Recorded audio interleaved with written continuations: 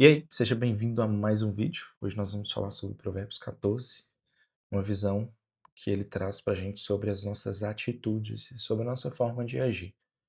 Para a gente começar, o versículo 1 já diz o seguinte: A mulher sábia constrói o seu lar, mas a tola destrói com as próprias mãos. Salomão ele começa mostrando para a gente o poder da edificação, o poder que você tem quando você edifica e o poder que você tem também de destruir. Ele não fala só de mulheres, mas para todos nós nesse ponto, né. Ah, e aí ele fala aqui, né, porque todos nós temos um lar para cuidar, nossa casa, o nosso trabalho, nossa fé, nossos relacionamentos. Então a sabedoria ela vai ajudar a construir tudo isso. E a tolice, você ser uma pessoa tola, você vai destruir tudo isso. E aí ele fala, para a gente introduzir aqui muito sobre a impulsividade, né? Sobre agir pelo impulso, sobre agir com estresse, sobre agir de repente, sobre já responder no mesmo tom, na mesma moeda, no mesmo momento. E isso não é a atitude de uma pessoa sábia. Ah, e aí tem um versículo que fala diretamente para isso, a gente deve ler mais para frente aqui, mas fala lá que para você pensar sempre antes de agir. Então a sabedoria, ela não é falta de emoção, tá? Então você acha que, olha, porque eu postei um vídeo na internet e me ofenderam com esse vídeo, um hater comentou, e se eu não agir, eu vou ser um trouxa, eu tenho que responder à altura. Cara, isso não é sabedoria. A sabedoria é você pensar antes de agir. Então não quer dizer que você não tem ação, é você agir no momento certo, tá? O versículo 12 fala com a gente o seguinte: há caminhos que parecem certos, mas podem acabar levando à morte. Isso fala muito diretamente pra gente. Nem toda porta aberta para você é uma oportunidade. Algumas, e a maioria delas, são armadilhas disfarçadas de oportunidades. E principalmente para gente que empreende, para gente que vive esse mercado digital, muitas portas se abrem, mas grande parte delas são algumas armadilhas. E no início o resultado é até legal. No início o resultado é até, perdão, é até satisfatório, mas não é algo a longo prazo, como a gente já vem falando aqui. No versículo 16 ele fala: O sábio é cauteloso e evita o mal. O tolo é imprudente e age sem pensar. O sábio observa antes de agir. O tolo reage e depois tenta consertar. O sábio não é frio, ele é prudente. Às vezes, o maior ato de sabedoria é ficar em silêncio e deixar o tempo revelar o que é certo. Nem tudo precisa de resposta, como eu te disse lá no início. Nem tudo. O silêncio ele também é uma estratégia espiritual, que a gente tem que pensar. Então, voltamos ao versículo 16. O sábio é cauteloso e evita o mal. O tolo é imprudente e age sem pensar. E aí fica a pergunta: você tem agido sem pensar nos seus relacionamentos, na discussão que você tem com seu cônjuge, com a sua namorada, com seus pais? Você tem agido sem pensar na sua gestão financeira? Simplesmente sai comprando sem um planejamento? Na sua empresa, você tem agido sem pensar, só observando o que estão fazendo no mercado, a nova estratégia que estão fazendo no mercado e você vai lá fazer também e acaba quebrando? Então, ele nos exorta a agir sem pensar. É tolice. Pense antes de agir. Planeje antes de agir. Isso traz pra gente em tudo que você for fazer. Se você não for imediatista, e aí a gente vive, né? A era das redes sociais, que tudo é rápido, tudo é Instagram, Reels. Se eu te mando uma mensagem agora e eu não te respondo agora, você já está me ligando, porque é isso e aquilo. Vamos pensar há 10 anos atrás, quando não tinha redes sociais. Quando para falar com uma pessoa, até tinha ali MSN, algumas formas de mandar mensagem, um e-mail, mas você tinha que aguardar uma resposta. Ou você tinha que ligar para a pessoa e nem sempre ela estaria disponível. Imagina isso nos dias de hoje. Facilitou bastante, a internet veio para facilitar muita coisa. Mas essa questão, principalmente dos vídeos curtos de Instagram, TikTok, isso trouxe uma questão de imediatismo. Eu brinco com a minha mãe começou a usar a internet depois, né, de mim. Ela não teve acesso, obviamente. E eles colocaram a internet lá quando eu morava com eles. Eles não usavam naquela época. E era uma internet muito ruim, porque na época não tinha internet direito. Era assim, você tinha que ficar tentando uma conexão, era muito lento, não era todo mundo que conseguia conectar ao mesmo tempo. tinha que ser só em um computador, aí você tinha que revezar com o irmão, você podia usar 1 hora. Se você usasse durante a semana era muito caro, ninguém conseguia pagar, então só podia usar depois das 9 da noite ou no final de semana, e era tudo muito lento. E a minha mãe não gostava, meus pais não gostavam daquilo. E aí depois de alguns anos, eles começaram a utilizar. Só que eles já começaram a utilizar nessa era, onde a gente já tem internet, né, na época era discada e depois veio a internet, banda larga. E aí hoje a gente tem fibra ótica, eles têm acesso a tudo muito rápido.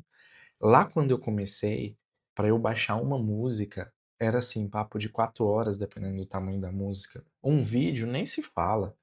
Um joguinho de computador era 2, 3 dias baixando direto.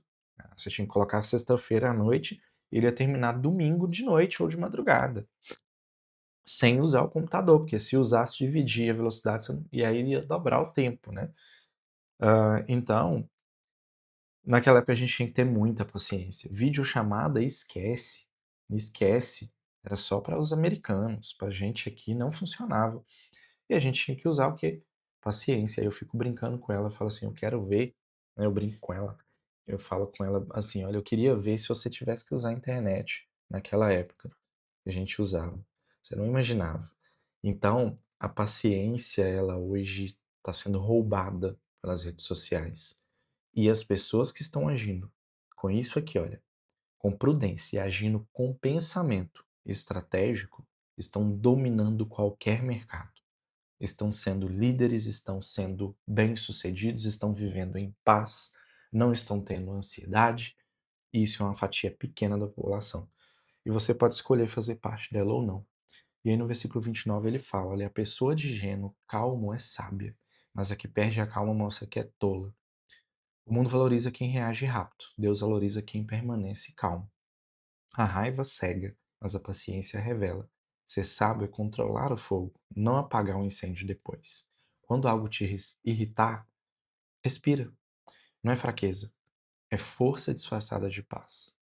E o versículo 31 fala com a gente: quem é bondoso com os pobres empresta ao Senhor, e ele lhe pagará o bem que fez. A sabedoria também é generosidade, é entender que o que temos não é nosso, é confiança de Deus. A bondade é o reflexo mais claro da sabedoria divina, porque o sábio entende. Abençoar não é perder, é plantar. Ajuda alguém hoje. Pensa quem você pode ajudar. Não porque ele merece. Muitas das vezes eu erro muito nisso.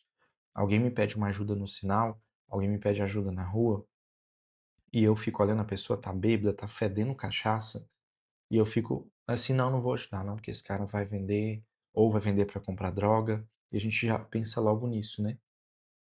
Mas se naquele momento eu posso, por exemplo, eu não preciso dar dinheiro, mas eu posso perguntar: "Você tá precisando do quê? Você tá com fome? Vamos ali que eu vou pagar um lanche pra você", comprar algo que ele não vai conseguir vender, mas ajuda. Entende que é diferente? Dá pra gente ajudar. E por fim, o versículo 30 diz: "O coração tranquilo é a vida do corpo, mas a inveja é como uma doença mortal. A paz não vem do que você tem, vem do que você carrega por dentro". Invejar os outros é desperdiçar sua energia comparando o que Deus já quer abençoar em você.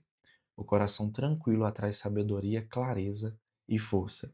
Cuide da sua alma como você cuida do seu trabalho. A mente cansada e o coração pesado não tomam boas decisões. Já contei isso nos vídeos anteriores. Nos últimos 18 meses, a mente está cansada e eu não tenho tomado algumas decisões sábias, até decisões simples. Eu não digo, olha, eu vou comprar isso, aquilo. Não, eu falo decisões no dia a dia. Faço isso sim ou não? Compro esse esse alimento, sim ou não? E aí você ganha peso, você fica ansioso, você não consegue dormir direito. Por quê? Falta a mente descansar. E aí eu vou te contar uma coisa. Eu já conheci muita gente muito bem-sucedida nesse mercado de internet. Pessoas que andam de jato particular, que têm helicóptero, têm mansão no Brasil e em vários outros países. Pessoas assim, que estão lá no topo da, né, como dizem, no topo da cadeia lá mesmo. E não é cadeia de prisão não, tá, cadeia alimentar, cadeia é um ditado que a gente usa muito aqui em Minas. E o que eu vou te falar, essas pessoas dormem numa quantidade grande, mas com uma qualidade. Elas investem muito na qualidade do sono. Eu conheci um cara que ele eu vi várias acompanhei vários dias a rotina dele assim. Morava em São Paulo, acordava 5 horas da manhã, tomava um café com a família, com os filhos, pegava o carro, ia para o aeroporto, pegava o jato de São Paulo, ia para Belo Horizonte, fazia uma reunião, de Belo Horizonte ia para Porto Alegre ou para algum outro lugar, fazia mais uma reunião, voltava para São Paulo no escritório dele, reunia o time, fazia o que tinha que fazer, mas todos os dias ele jantava em casa. Ah, pra gente é diferente, que a gente não tem jato, a gente não tem as coisas, ok. Mas se você que empreende, principalmente, você consegue se organizar para isso. Olha só, o cara tinha, sei lá, 20 empresas gigantescas, cheio de problema, coisas acontecendo, processo. Empresa grande tem processo, não tem jeito, e as coisas acontecendo. Mas o cara jantava todos os dias, janta ainda, né? Todos os dias, 8 horas, 9 horas da noite com os filhos em casa, tá? Na mesa. E às 10 já tá indo dormir. Olha só, não adianta, mas o cara é rico, ele tem quem faz por ele tem isso e aquilo, muito pelo contrário. Quando você tem mais responsabilidade, você tem mais problemas a resolver. E se você não souber cuidar da mente, você vai se embolar e vai quebrar todos os negócios. Então ele é rico porque ele soube delegar, contratar boas pessoas e ele sabe pôr limite ao tempo. Porque se ele não soubesse, ele ia ficar na empresa até meia-noite, 1 hora da manhã. E tem muita gente que acha que isso é bonito. Eu fazia isso e me coloquei numa situação muito complexa onde você perde qualidade de vida, você ganha dinheiro, mas você não tem nem tempo para gastar o seu dinheiro. Então, um conselho que eu te dou, divida bem o seu tempo, aprenda a gestão do tempo, é o maior ativo que você pode ter, tá? Pra gente fechar, Provérbios 14 mostra que sabedoria não é sobre saber tudo, é sobre agir certo quando ninguém está vendo. É sobre construir com calma, evitar o mal e permanecer firme quando os outros perdem o controle. Comenta aqui. Eu escolho a sabedoria que constrói e a calma que protege. Como que você vai aplicar isso na sua vida? Provérbios 14, ele traz pra gente que a sabedoria de verdade se vê no jeito de viver, não naquilo que você fala. Então, bora agir com sabedoria. Provérbios tem muito a nos ensinar. Opa, a nos ensinar. Eu te vejo amanhã em mais um vídeo direto como esse pra gente falar sobre Provérbios 15.